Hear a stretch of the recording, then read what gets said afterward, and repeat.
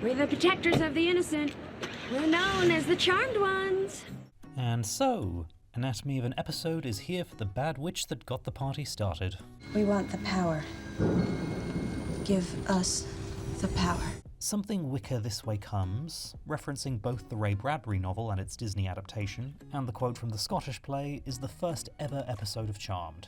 And as a series premiere, it is absolutely everything you could want, and still holds up after 8 seasons of feat-finding, character development, and improved special effects. I mean, do witches date? Not only do they date, but they usually get the best guys. This episode began its life as a half-hour proof of concept to get the WB interested.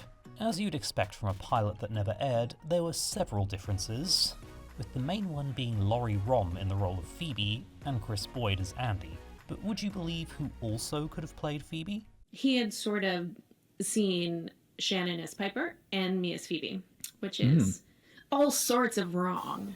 Naturally, Holly was drawn more to Piper and Shannon to Prue, and they had to go to quite a lot of effort to convince the Spellmaster that they were old enough to play those characters.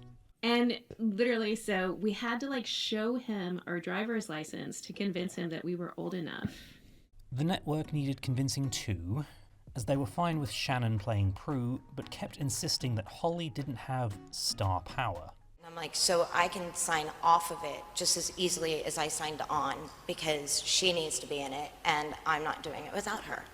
And she will be a star, and people will love her, and I was right.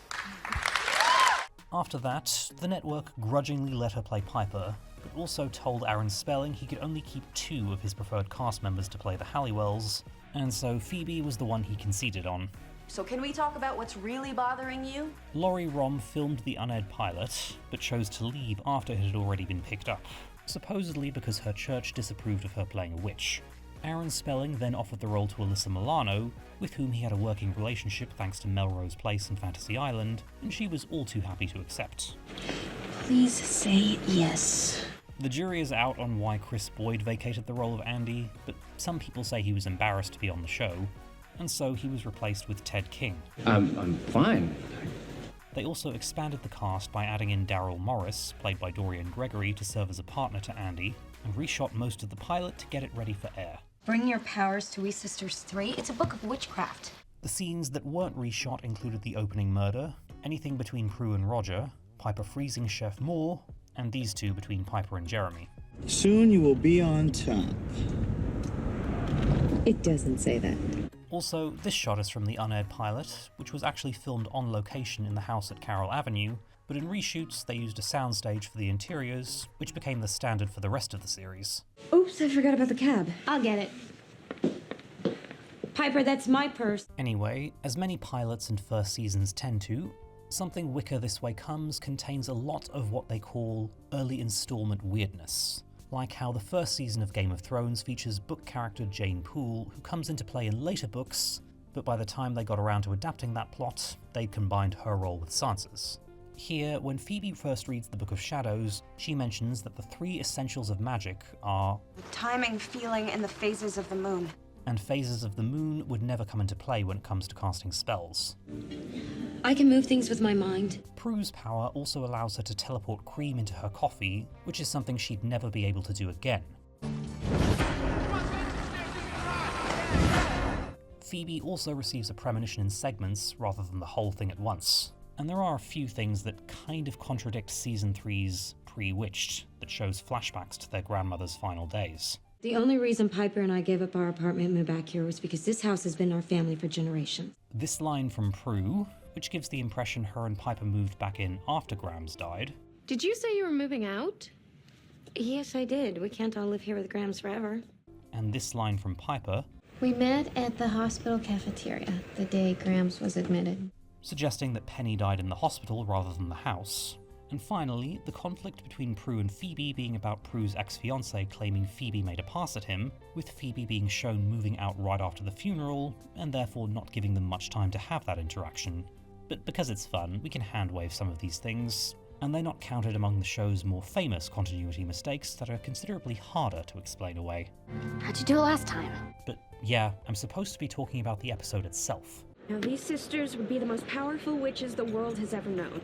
You know how there are a lot of shows that start off quite shakily with uneven production values, actors unsure of their characters and needing a couple more episodes to properly find their feet, only hooking you with a concept that you can tell just needs time to grow? Charmed wasn't like that because this episode was f***ing great. Dad, dad, dad, dad, dad, dad, dad. I mean, obviously season 1 would have some low points and experimenting to do before it hit its stride, but I have nothing but praise for this episode. Piper, Phoebe. Get out of here now! In my first video, I praised season 1's atmosphere, and so everything to love about that season is on full display here. Not necessarily dark, but very mysterious and gloomy, with almost every scene being under cover of rain, thunder, lightning, or fog, and this cool lighting and cinematography that makes it really feel cinematic. I've noticed that in this episode, the manor itself is used in a way that highlights a kind of modern gothic feel, like whatever happened to Baby Jane was able to do with its mansion set piece. The whole sequence of the power going out and Phoebe eventually finding the Book of Shadows is lit with this blue tint that sets the stage perfectly.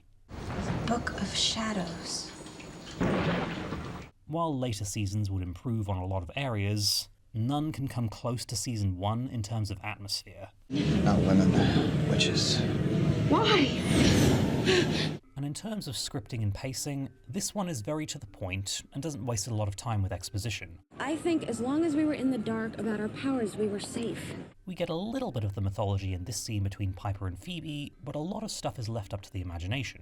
According to the Book of Shadows, one of our ancestors was a witch named Melinda Warren. Details like their mother being long dead, their father being absent, and their grandmother having only recently died are dropped into the story casually in ways that don't feel like exposition. Grams wasn't a witch, and as far as we know, neither was Mom. As someone who always loved the feeling of joining a movie or a TV show after the beginning and it being up to you to figure out what's going on and who the characters are, you bet I love the way Charmed creates this vibe. She's always been more like a mother. That's not her fault. She practically had to sacrifice her own childhood to help raise us. It doesn't play all its cards in the first episode and provides plenty of hints for more stories and revelations to come later, while never forgetting about establishing what's important. And this has what to do with us? Even the episode's midpoint of each sister discovering her powers is tightly paced and doesn't waste time. And kudos to Alyssa Milano for having to deliver a lot of exposition without once making it feel like we're having information fired at us. Now, midnight on a full moon is the most powerful time. And while the show would eventually have to do some experimentation with its lore and storytelling, the characters all hit the ground running. Okay, we'll try the group hug later. The Halliwells are established as an ensemble, and you know who's who and what they're about straight away. But I'm not exactly in a homeopathic mood right now. Prue is the dour eldest sister who seems like a humorless busybody, but can't help but show her caring side, also showing signs of loosening up. The Book of Shadows said that our powers would grow. Grow to what? While I sometimes feel that Prue was a bit inconsistently written, here we know exactly who she is, and we get shades of the woman who will eventually use magic as a way to reclaim the youth that she lost out on all those years ago. I thought breaking up with you was the best thing I'd ever done, but this definitely tops that. Although I'm still left wondering how the hell this guy nearly got her to marry him. I hope there are no office supplies in your purse. Piper meanwhile establishes herself as the meek middle sister who tries to mediate between the other two, but isn't lacking in wit herself, and it soon becomes clear that she's much tougher than she looks.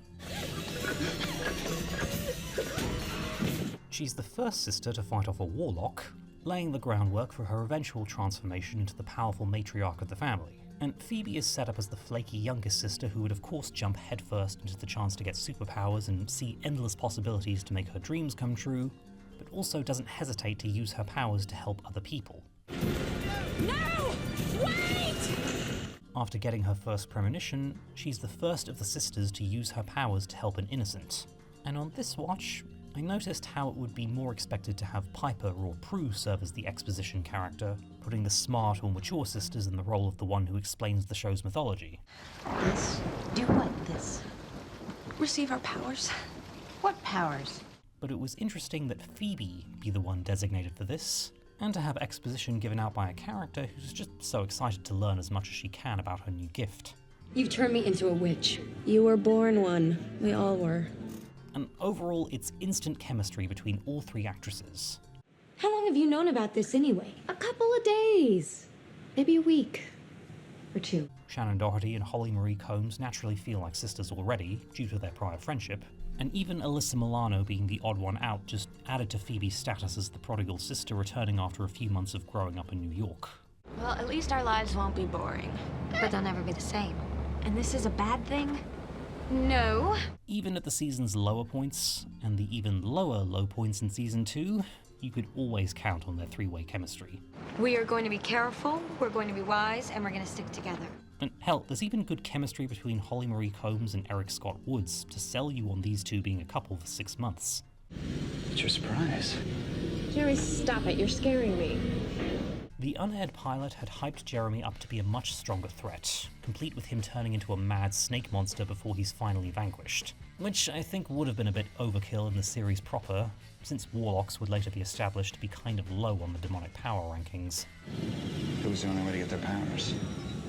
In the episode proper, he's exactly at the threat level he needs to be, withstanding this nifty thorn spell, but ultimately being done in with the series' favourite desperation attack. Power of 3 will set us free.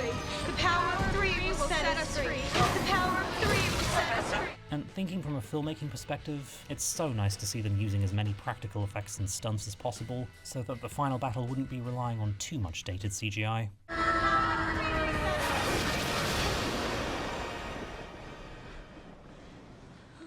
Something Wicca This Way Comes was the most watched episode of the entire series, and actually broke the record for highest rated series premiere on the WB network at the time, with 7.7 million views. What can't we do? You rarely heard too much about it though, since there was only the budget to hype up one show as the network's flagship, and they chose Felicity for that. You know, the one with the hair. Guys are gonna hate it. But ignoring the blatant disrespect from the network that would evolve into a bigger battle in real life than any of the ones with demons on the show, Something Wicca This Way Comes is pretty perfect as a series premiere. It drops you right into the action, lets you know the characters immediately, has a clear tone and identity, and gives you just enough lore to entice you to tune in again next week. I have just found out that I'm a witch, that my sisters are witches, and that we have powers that will apparently unleash all forms of evil. It seems to be increasingly rare in today's TV landscape for genre shows to put that much effort into the first episode. With binge-watch culture and entire seasons dropping in one day, it's easier for a viewer to accept a less than stellar first episode, and accept that it might take a few for the series to find its groove when you can keep going at your own pace. But back in the 90s, you had to hook them from the start. And there are plenty of sad stories of shows that got cancelled before all their episodes had even aired. I think probably the only show in the last few years that's really 100% hooked me from the first episode is Once Upon a Time, which I may have to talk about one day, and actually Fate the Winx Saga, although it did drop during lockdown, so it's not like I had anything better to do there. So once again, my ramblings do have a point to make, and that point is nothing but praise for how Charmed began. Okay, the spell's complete. Obviously, since I didn't start with this episode, I can't say for sure if it would have hooked me, but I'm gonna go out on a limb here and say that it probably would. If the elders want to give me some memory dust so we can put that to the test, that'd be pretty handy. Even if you don't want to believe me, just once can't you trust me? But anyway, to complete the reference made by the episode's title, by the pricking of my thumbs, something wicked this way comes.